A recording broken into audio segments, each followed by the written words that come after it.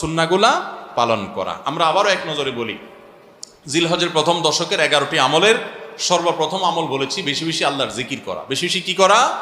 আল্লাহর জিকির করা। এই দিনগুলোতে, নির্দিষ্ট দিনগুলোতে আল্লাহর জিকির করবার নির্দেশ আল্লাহ তাআলা কোরআনে কারিমে সূরা তাওবায় করেছেন। দ্বিতীয় আমল বলেছি বেশি বেশি নেক আমল করা, কারণ এই দশকের নেক আমল আল্লাহর কাছে অন্য যে কোনো সময়ের নেক আমল ভালো কাজের চাইতে বেশি প্রিয়। এই দশকের নেক আমল চলতে থাকবে, সেটা জিকির হোক, তেলাওয়াত হোক, দান সাদাকা হোক, নফল রোজা হোক, নফল নামাজ হোক, যত রকমের ইবাদত আছে, এটা ইবাদতের দশক। রমজানে যেরকম ইবাদত করতে থাকি আমরা, এই দশকে এরকম কি চলবে? ইবাদত চলতে থাকবে। 3 নম্বর আমল হলো, অন্য যে কোনো সময় আমরা গুনাহ এবং পাপাচার থেকে বাঁচার জন্য যতটা চেষ্টা করি, এই দশকে গুনাহ থেকে বাঁচার চেষ্টাটা হবে অন্য যে কোনো সময় চাইতে অনেক বেশি। কারণ এই দশক মর্যাদাপূর্ণ ইবাদতের জন্য, সেখানে গুনাহ করলে তার দায় এবং তার প্রায়শ্চিত্ত এরকম ভয়াবহ হবে। এই জন্য এই দশকে গুনাহ থেকে বিশেষভাবে বেঁচে থাকার চেষ্টা করা। 4 নম্বর আমল বলেছিলাম যাদের আল্লাহ সামর্থ্য দিয়েছেন তারা হজ করবেন। 5 নম্বর আমল বলেছিলাম যাদের আল্লাহ সামর্থ্য দিয়েছেন তারা কুরবানি করবেন। 6 নম্বর আমল বলেছিলাম যারা কুরবানি করবেন, এমনকি বিভিন্ন হাদিস থেকে বোঝা যারা কুরবানি করবেন না তারাও, এমনকি বাচ্চাদেরকেও জিলহজের এই 10 দিন চুল নখ কাটা থেকে বিরত থাকবেন। চাঁদ ওঠার আগে আগে করবেন আর কুরবানির পরে করবেন। কয় নম্বর আমল গেল? 6 নম্বর। 7 নম্বর আমল হলো সাধারণভাবে এই 10 দিন রাত দিন যত বেশি পারেন উচ্চস্বরে সরবে তাকবীর পাঠ করতে থাকবেন। আল্লাহু আকবার, আল্লাহু আকবার, লা ইলাহা ইল্লাল্লাহ, আল্লাহু আকবার, আল্লাহু আকবার, ওয়ালিল্লাহিল হামদ। কোন হাদিসে 3 বার তাকবীর আসছে শুরুতে, আল্লাহু আকবার, আল্লাহু আকবার, আল্লাহু আকবার, লা ইলাহা ইল্লাল্লাহ, আল্লাহু আকবার, আল্লাহু আকবার, আল্লাহু আকবার, ওয়ালিল্লাহিল হামদ। আর 8 নম্বর আমল হলো এই তাকবীরটাই বিশেষ সময়ে, বিশেষ দিনে, বিশেষ সময়ে পড়া। সেটা কিভাবে? জিলহজ মাসের 9 তারিখ ফজরের পর থেকে নিয়ে জিলহজের 13 তারিখ আসরের নামাজ পর্যন্ত প্রত্যেক নামাজের পরে নারী পুরুষ সবাই এই তাকবীর নামাজের পরে একবার করে পাঠ করা। এটা হলো বিশেষ সময়, তাকবীরে মুকাইয়াদ বলা হয় এটাকে, স্পেশাল। এটা 8 নম্বর আমল। 9 নম্বর আমল হলো জিলহজের 1 থেকে 9 তারিখ পর্যন্ত এই সব দিনগুলোতে নফল রোজা রাখা মুস্তাহাব।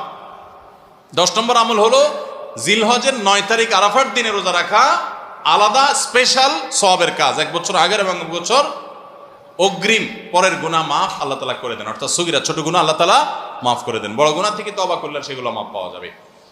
আর 11 নম্বর আমল হলো যে ঈদের দিনে যত সুন্নাহ আছে সব সুন্নাহগুলো সঠিকভাবে পালন করব। আল্লাহ রাব্বুল আলামিন আমাদের সবাইকে জিলহজের এই 10 দিনের ফজিলত এবং মর্যাদা প্রতি মুহূর্তে স্মরণ করার তৌফিক দান করুন। এই দশক যে মর্যাদার দশক যায়, ফজিলতের দশক যায়, ইবাদতের দশক যায়, জিকিরের দশক যায়, তাকবীরের দশক যায়, নফল রোজার দশক যায়, ধারণাই নাই আমাদের, মনেই থাকে না। অনেক মানুষ আছে জিজ্ঞেস করলে ভাই তার হাবভাব দেখলে রুটিনের ভিতরে কোনো পরিবর্তন নাই। অন্য সময় ফজরে গাফলতি, এই দশকেও গাফলতি। আরে ভাই রমজান মাসে তো মানুষ বেনামাজিও নামাজ পড়ে, মাশাআল্লাহ, ঠিক না ভাই? ঠিক। যে লোক বখিল সেও টুকটাক দান করে, যে কখনো মসজিদে আসে না সেও মসজিদে আসে, যে কোরআন ছুঁয়ে দেখে না সেও একটু কোরআন ছোঁয়, কারণ রমজান ইবাদতের মৌসুম চলছে। তাহলে জিলহজের প্রথম দশকে এরকম ইবাদতের ছিটাফোঁটা, ইবাদতের কোনো আবহ, ইবাদতের কোনো পরিবেশ, ইবাদতের কোনো আলামত, এর কোনো আপনার চিহ্ন আমাদের সমাজে, আমাদের পরিবারগুলোতে দেখা যায় না। তাহলে এই দশক ইবাদতের অত্যন্ত ফজিলতপূর্ণ দ্বিতীয় বৃহত্তর মৌসুম হওয়া সত্ত্বেও অবহেলিত দশক, অজানা দশক। এই আমলগুলো হারিয়ে যাচ্ছে সমাজ থেকে। এগুলোকে জিন্দা করবো তো ইনশাআল্লাহ। আমরা সবাই এক একজন যার যার দায়িত্বে কমপক্ষে 5 জন মানুষকে আমরা সচেতন করবো ইনশাআল্লাহ। ঠিক আছে তো ইনশাআল্লাহ ভাই? এই বিষয়গুলো আমরা অন্যদের মাঝে শেয়ার করব। আমরা আমাদের ফাউন্ডেশন থেকে যে লিফলেট করেছি আপনারা নিজের উদ্যোগেও করে নিতে পারেন। আপনারা চাইলে আমাদের ফাউন্ডেশনের যে কেউ গেলে যতগুলো কপি লাগে আপনারা নিয়ে নিতে পারবেন। আপনার মসজিদগুলোতে আপনারা বিতরণ করবেন। রাস্তা দোকানে দোকানে হেঁটে হেঁটে মানুষকে হ্যান্ডবিল দিবেন এবং মানুষকে বলবেন ভাই একটু পড়ে দেখবেন এবং আমল করবেন।